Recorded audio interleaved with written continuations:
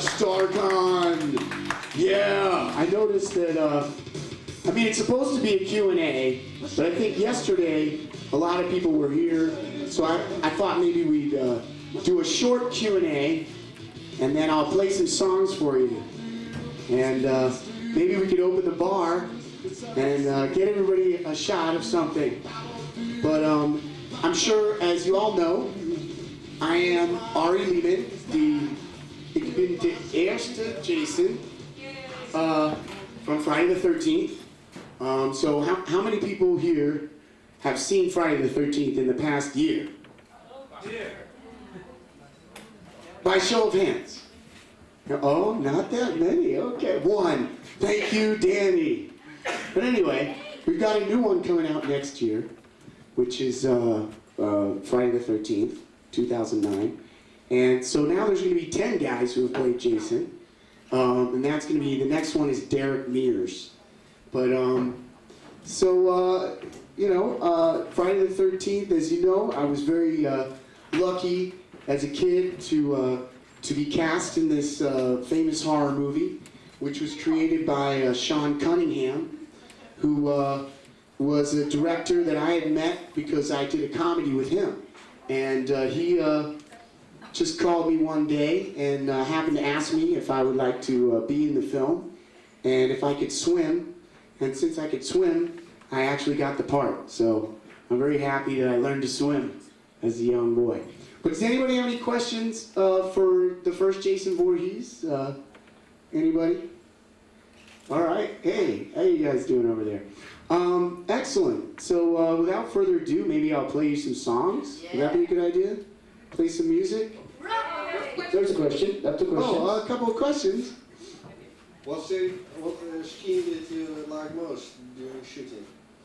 Oh, well, I mean, I only had 2 scenes, so that's a good question, and an easy question for me to answer. I had the scene where I drown, and then I have the scene where I come up out of the water and grab Adrienne King, playing Alice, and bring her into the water.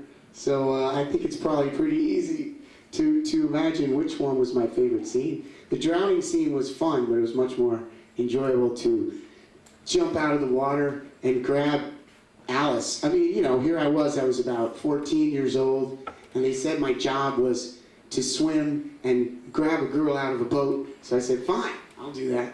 That's a perfect job. But thank you for that question. Is there any other question? How did your career move on after Jason? Oh, well, thank you. I could go on and on about that.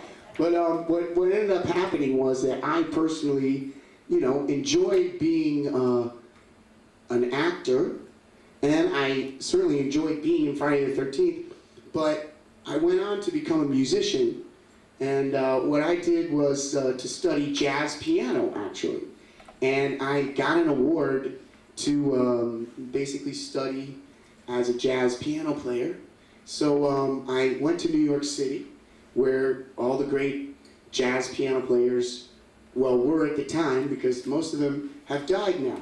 But way back when, because I'm a lot older than you probably think I am, I would sit around and go to those jazz bars, and I learned how to play jazz, but ultimately, I went on to perform in the world music circuit. I was playing reggae music for years. I toured with a band from West Africa for almost 10 years, going everywhere from Europe, all throughout the United States, and even played in West Africa. And that was quite an experience. And none of them knew that little Jason was there playing reggae music, you know, for thousands of happy fans. Kind of a crazy concept, Jason from Jamaica or something. But then what happened was I ended up moving to Chicago, and I received an email from someone who said, did you sign this photo? And I said, well, I don't think I signed that photo because I've never signed a photo ever. Why would anybody want me to sign a photo? And he said, well, Mr. Lehman, there's thousands of fans out there who want to meet you. And I was pretty much did not believe him at all. But he said, yeah, I just bought this photo on eBay for $50. And I was like, dude, that's totally not me. So we found the guy who was forging my signature. And he happened to be in the United States Armed Forces, and I called the military police. And they got a hold of him. Hey, Mr. Lehman, we have the man here for you. Do you want us to arrest him? The guy was practically crying. He was in tears, and I was like, dude, just take a look at yourself, bro. What are you doing to these people? He's like, what do you want me to do, man? What do you want me to do? And so, yes, it was like that for a little while. But what I did was, I told him, well, just give some of the money back, or give the money back to the people you took it from, and then maybe you could look at yourself in the mirror. So he actually did, and I got emails from fans saying, oh, thank you so much. And I still see these fans all the time at conventions. They were hardcore Jason fans, and they wanted to get a Jason autograph, and I still see them, and they were so happy that I got this guy to give their money back. But that was just how I found out about it. So the first show I went to was out in New Jersey. And when I got there, Betsy Palmer was there, who's the woman who played my mother. As you know, the mother is the important character in Friday the 13th. And Betsy Palmer is one of the very important actress from the golden days of Hollywood and Broadway. And she's a very, very important person to me. And she happens to have the same birthday as my mom, which is weird because she plays my mom, so that's kind of creepy. But anyway, I'm going to see her next weekend, and if you ever get a chance to meet her, she's an amazing person. She's now in her 80s, God bless her, but recently I went on YouTube, and you can see her with James Dean. If you check out this it's called Sentence of Death. If you probably look up either James Dean or Betsy Palmer on YouTube, it'll come up. And it's like it's like 6 parts, but it was one of those Playhouse 90 things that they did. It was live theater that they would broadcast live on television. It's probably one of the greatest things that ever was filmed, and a great thing that we rarely do nowadays, which is live television, where someone who's actually not being edited every 10 seconds is talking to you. But that's all gone now. But this play has Betsy Palmer and stars James Dean, who gets to be a convicted murderer. But I won't tell you what happens. This is a good one. So what happened to me was that the horror circuit was a fun place to be, and I found out that maybe, even though they liked listening to reggae music, that perhaps I should, first Jason, maybe you should play metal, and maybe learn about some punk and metal. So all my fans would come out, check this out, man, and bring me stuff. So I really studied the metal, and I had already been into bands like Reagan Youth, Bad Brains, the Dead Kennedys, Cro-Mags, and that whole part of early New York punk, because I used to go to CBGBs and check out those guys. And but now there's a new sound nowadays, so I had to learn about that. And now my band called First Jason, actually this shirt is from one of our tours and shows all the tour dates. For instance, on the back, oh, give me a second here. Oh, that's nice. Yeah, so here's all, it's a regular old band, and this is when we did a tour, First Jason, together with a band called Freak 13, and it was the Creatures of Crystal Lake tour. And that was last year, and we're doing another one this year, and it's a very successful little entity. We were able to go all the way from shows in Texas, New Orleans, in Mississippi, Memphis, Cleveland, all throughout the South and the Midwest. And we played at many horror conventions. That's mainly what we're doing now. We play horror conventions throughout the United States. Great ones like Fear Fest, which is held in Texas. And last Fear Fest, I was able to book one of the Misfits, Michael Graves. He was one of the singers from the Misfits, and he brought his band to play. I had my band play too. And so now I'm kind of running that thing, so I'm doing this hosting thing too. hosting other metal bands and giving them an opportunity, because I want to show respect to all the great bands that have been out there. My band, fortunately, we have a bass player from a band that's played at the 013 nearby here in Tilburg, and that's Macabre, or Macabre, as they're called, and they're a pretty serious, they're the originators of murder metal, as it were, and they've been around for about 20 years, and there's a great band, and the bass player from that band is kind of a mentor of mine and helps me and plays in my band. And the drummer for my band is from the Cro-Mags. He tours with the Cro-Mags, so it's like a punk metal crossover of sorts. And I do have some CDs left and stuff, or actually, Arno, why don't you play a little first, Jason, for us, characteristically, Arno. You know what I want, come on. Hit me with the first, Jason. Yeah, I'll look it up. Yeah, man. Or go to the second song or something, or third song. Second or first? Well, yeah, anyone. Doesn't even matter.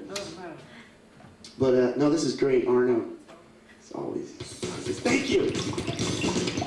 This one's, you gotta run, you gotta run, you gotta run. Here comes the Jason, you gotta run, you gotta run, you gotta run. Here comes the Jason. The instrument here that sounds like a guitar is not a guitar.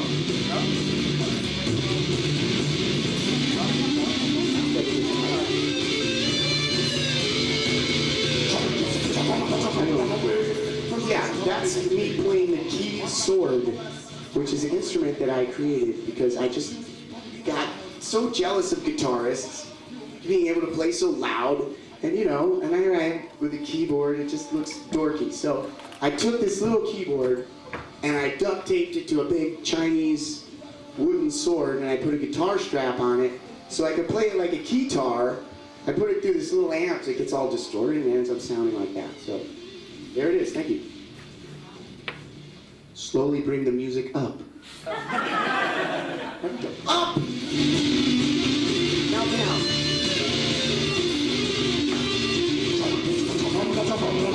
Arno, everybody.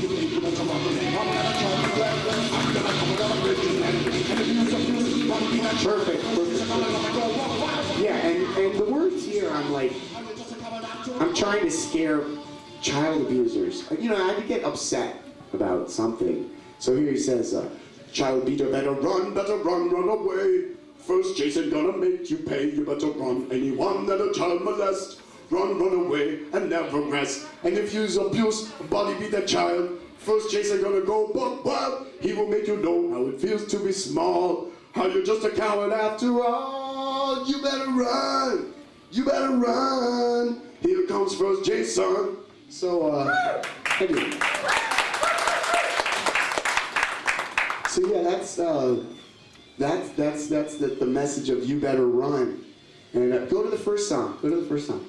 And so yeah, being a person like myself, I had to find a real reason to unleash that kind of rage. And of course, it's you look at the world today and you have something you probably angry about, because it's not characteristic of Jason to be reticent or calm in the background. He's Jason Voorhees. So this song is called "Machete Is My Friend," which talks about Jason's good friend, the machete.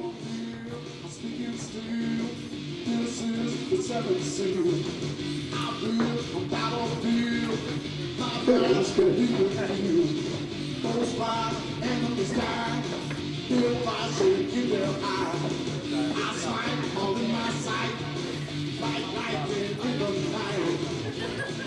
So yeah, that's a good one. So wait, let's go. We'll take him through the whole thing. What about put on "Jason Never Dies"? So then I figured, I need to talk to these guys about how much better Jason is or actually worse, more fearful than any of the other so-called supervillains like Freddy. Michael Myers, Pinhead. I mean, those guys, please. Leatherface. They don't really have it on Jason. Huh? Which track? Oh, Jason Never Dies, which is 4, I think. Should be. Yeah. No, 3. That's a good one too, but we're not there yet. I was maybe gonna play that one for you on piano. It Never Die. Yeah, crank it a little bit.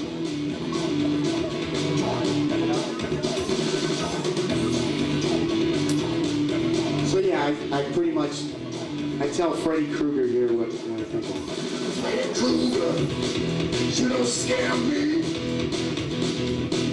You were just a dream. And Michael Myers, you don't scare me.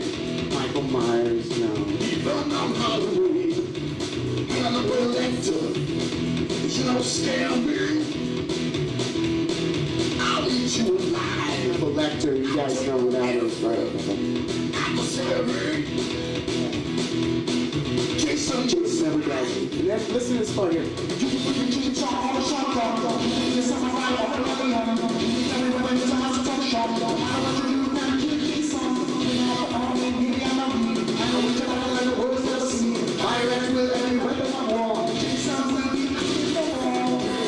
So you see there, I'm kind of doing a little reggae dance hall thing.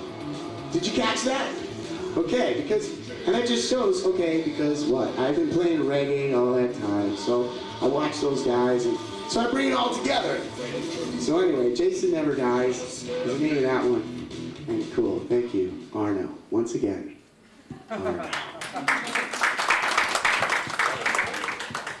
Okay, any more questions? Are you planning to make a new movie again? Oh, one more time, my friend. Are you planning to make a new movie? Well, thank you for asking that. He's an interviewer over here. This guy's a good interviewer. Hey. But, okay. I'm kind of silly. Silly monsters. The thing is, I just did a couple great films. There was Thanksgiving, was the first one that kind of brought me back. Well, people found out about me, and then I did one called Tattoo Terror, which you've never heard of because it was made by a bunch of college students. But what they did, which really impressed me, that a lot of the Hollywood guys don't do, is that they finished the movie and then they put it out. But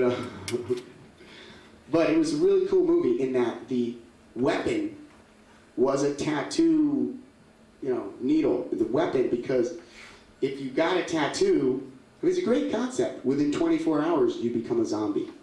From this one guy, he would tattoo and and it would happen in the middle of a sentence or in the middle of, so it was a good concept. They did a good job. Hey, I don't know. But anyway, then I was in a movie called Thanksgiving, in which I played this crazy hillbilly with a shotgun who actually shoots a shotgun in the movie and falls off a cliff and all this great stuff. I did my own stunts. And then I was in a movie called Hag, which I played this seafaring rogue who gets his head cut off, and then this witch keeps his head alive in an aquarium for 300 years and taunts him constantly, and so he has his head in the aquarium there. And that's called Hag, and that's going to be released next weekend, actually, at Seattle Crypticon. So the other thing that I do, besides the band and the conventions and acting, I just got cast in a new movie, too, called Hellophone, in which I finally have a decent role, and I have, a lot of lines. I actually speak in this movie. It's incredible. But I play this guy named Circuit Maker, who devises a scheme which to trick people that their recently deceased relatives are calling them on the phone from beyond the grave, because they find out all the research about that individual, how they sounded, different facts they know, and so they call people from beyond the grave. Of course, my character ends up getting killed and then calls the people from beyond the grave. But I won't tell you what happens next. It's really good. That's what's called Hellophone.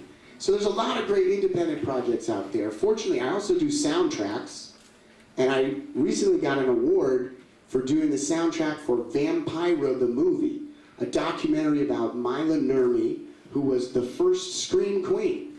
Before Elvira, there was Vampira, and Vampira was the first. She was also in Plan 9 from Outer Space by Ed Wood, and you may have remember seeing her portrayed by Lisa Marie in the Tim Burton movie Ed Wood, and she was an incredible person. This is what happened. We made the movie about her in 2006, came out in 2007, and then she passed away. So it brought a lot of attention to the movie, and she dated James Dean, she dated Marlon Brando. She was an amazing kind of hip beatnik chick from Hollywood, and you know, she basically tells her whole life story to you in this film. And it's a great film, Vampira the movie, and we got the kind of Horror Academy Award, which is called the Rondo Award. And we got the Rondo Award for the Best Independent Film of 2007. So it kind of did well, and then I'm doing more projects now. Do you guys know Bill Moseley? Well, Bill Moseley did a series of poems, spoken word poems. You know, he does the spoken word thing. He has corn bugs, and he does a bunch of things. Like with the guitarist Buckethead, he has a project. But he did all this spoken word stuff, and I put music behind that. And now, because that Vampira movie did well, they wanted us to release a CD. So that's going to be the soundtrack CD, and Bill Moseley did that. And that's just more crazy things going on. And so, yeah. That's what I'm up to. Any other questions? Are you guys enjoying Dutch StarCon? Yeah! I think it's been really a great event, you know, especially these things, the costume contest and the, you know, Q&A is a good thing and all that stuff. So I'm going to play a little piano for you guys, I guess. Oh, I'm sorry. Yeah, Dan. About your character, Jason. Yes, please. He jumps out in the first one as a kid, but in the sequel, he's a fully grown man. He's really big, strong. Would you happen to know how that's possible? As a matter of fact, I'm the only person in the world who knows the reason for why Jason Voorhees went from being a little boy to 6'4" or something in 11 months. Because what Danny's referring to is that in the first movie, Jason's just a little boy, and the killer is his mother, Betsy Palmer. Originally, that was going to be it. All that was going to happen was, that was the end of the movie. Oh, the killer's the mom, great. There was no final scene where I come jumping out of the water at first. That was created after Sean Cunningham saw Carrie. As many people probably know already, he saw Carrie, was impressed, and asked for ideas. Hey, what can we do for a surprise ending? And the special effects master and genuine Renaissance man who inspired me to grow facial hair, Tom Savini, who's also just a wild character. He created the idea for the scene. He came up with the idea entirely and conveyed it to Sean Cunningham, and then they added it. So even if you look at the script like that I have at the table, the original script does not have the ending scene in it. But the whole movie, the shock ending, because hey, you see the sunshine on the water there, you know, you see the police car come in the background, and then you have the excellent soundtrack work by my good friend, Harry Manfredini. The violins are coming up really nice, and that's when Jason comes out. They even make a space like they're gonna run the credits. So they do everything to fool you that the movie's over and everything's okay.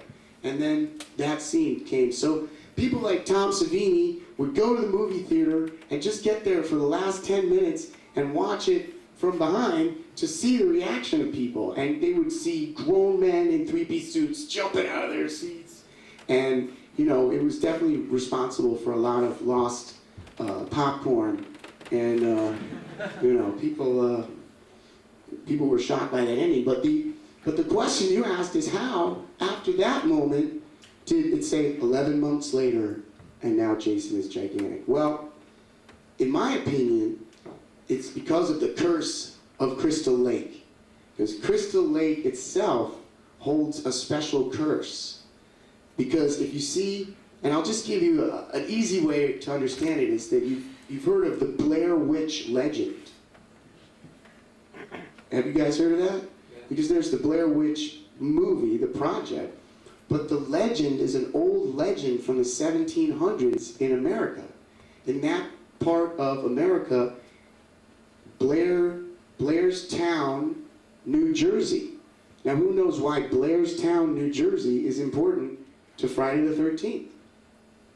Because that's where we filmed Friday the 13th. Right there in the very place where the Blair Witch legend, supposedly the Blair Witch was born, right there. So I think it's an obvious thing that the Blair Witch still lives at the bottom of Crystal Lake.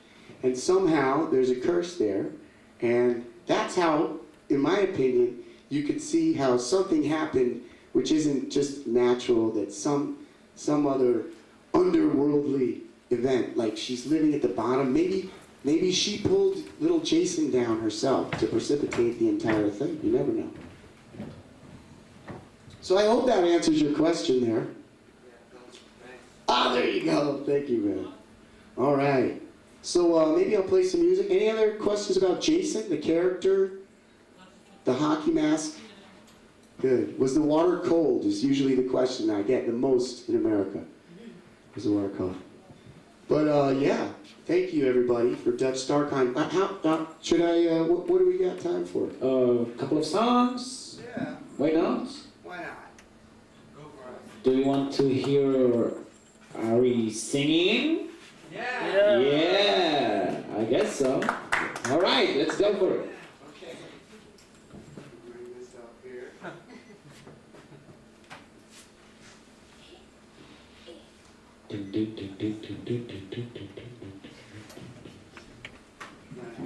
Well, if everybody's got a drink, I'd say.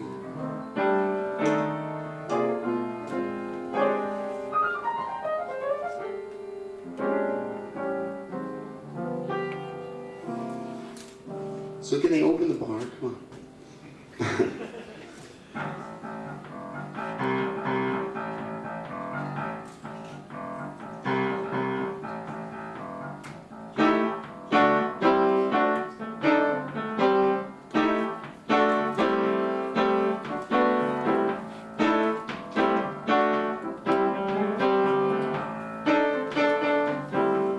I really got to use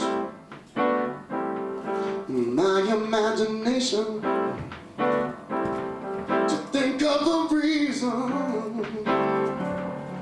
Keep on keeping on. Got to make the best of bad situation. Ever since that day I woke up and I found that you were gone.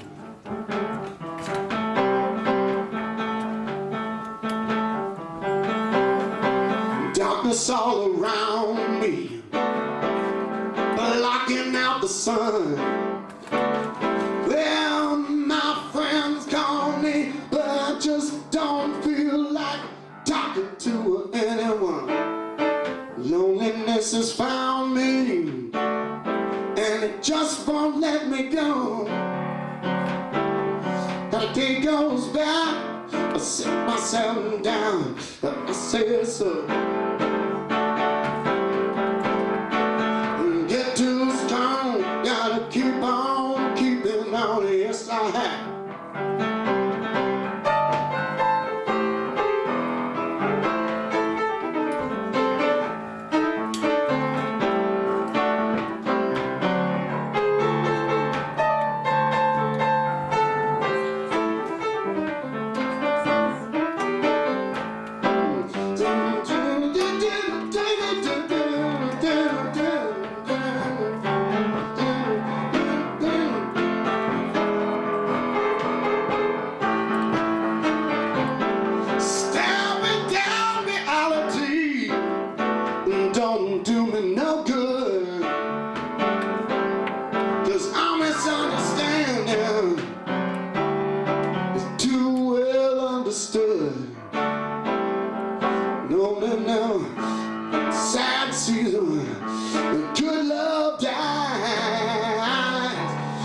sometimes I sit myself down just to realize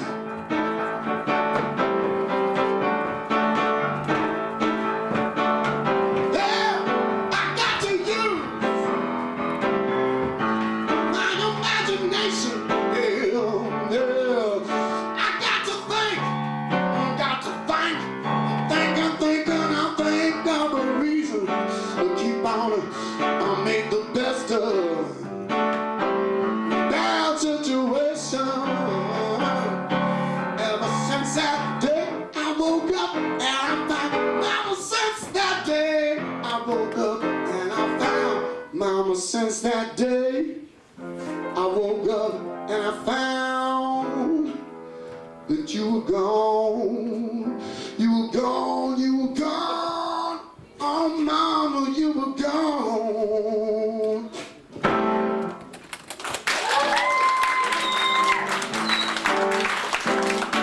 Thank you so much. Thank you very much.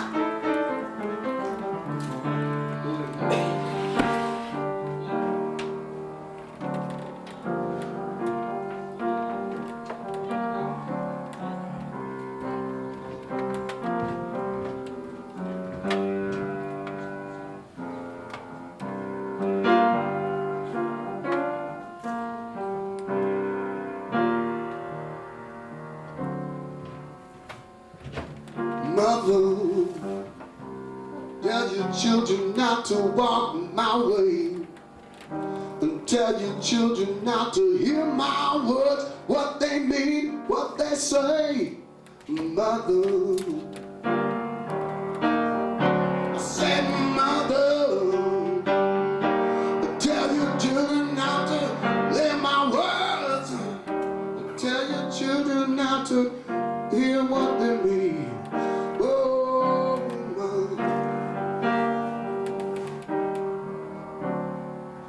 Mother, can you keep them in the dark for life? Can you hide them from the waiting world? Oh, Mother.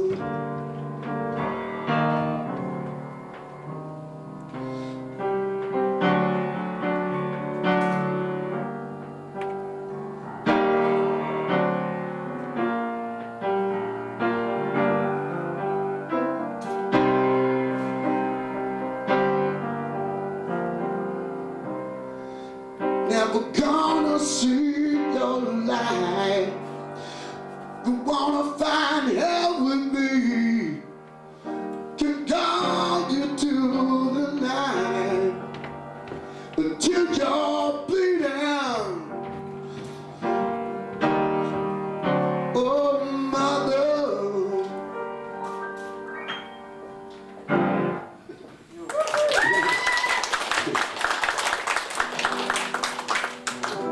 Bonfires burning bright, pumpkin faces in the night. I remember Halloween this night. Anything goes, little dead coming out in droves. I remember Halloween. Halloween, Halloween, Halloween, Halloween. That's for Bill Forsyth. Now I'll do a song for you from my record. It's coming out.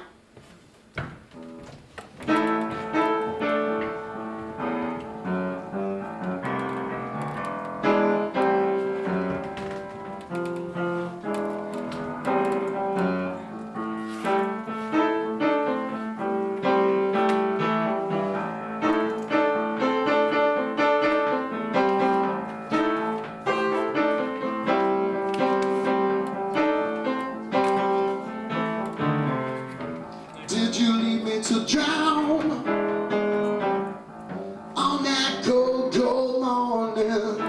Did you let me go down without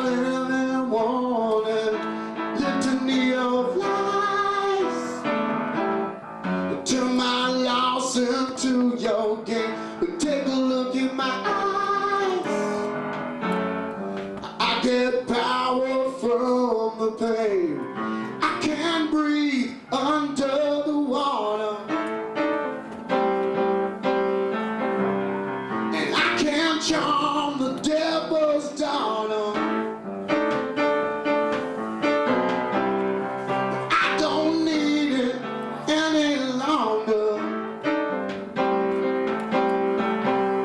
What doesn't kill me makes me stronger. Yeah. When you told me goodbye, a cloud of ice on your breath, it was my rallying cry.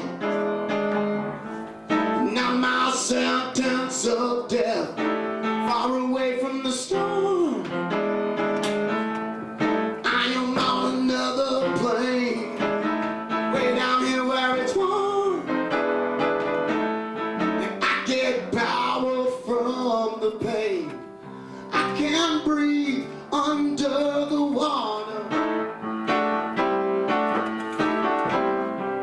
and I can't charm the devil's daughter. But I don't need it any longer, 'cause I know what doesn't kill me makes me stronger.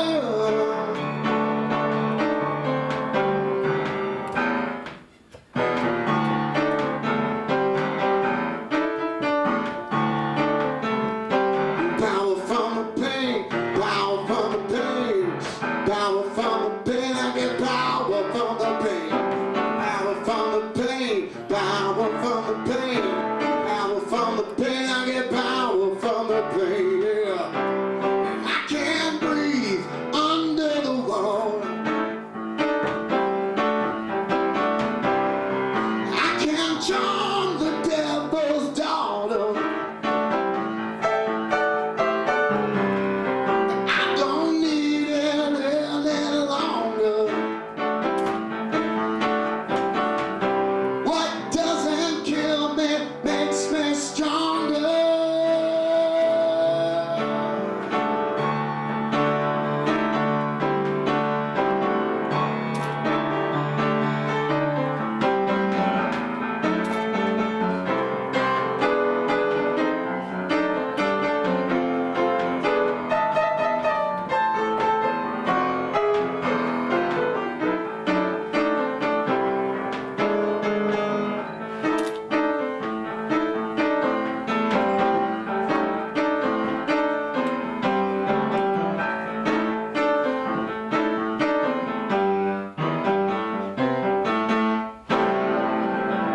Woo-hoo! Ari Lehman! Thank you, people. Thank you. Thank you so much for a surprise concert that we had there. But you know, we'll probably open the bar later, so there'll be more music and merriment. And I just want to say, everybody, thank you for being here at Dutch StarCon. And most importantly, to remember that Jason gaat nooit dood. All right, Mr. Ari Lehman. The first Jason. Oh yeah. Thank you very much. Actor, singer, musician. Wow. If I even had that much of talent that he has, this, you know, hosting would be great. Thank you. There's a photo shoot with you, starting in a couple of minutes. So if anyone, That's right, yeah, come take pictures. And do you have your machete with you during the project? You sold the one? we sold that one to a lucky someone. Tino has more. Yes. He's asking so that we can pose with the machete and I can attack you or you can attack me or something like that. We all attack the camera person.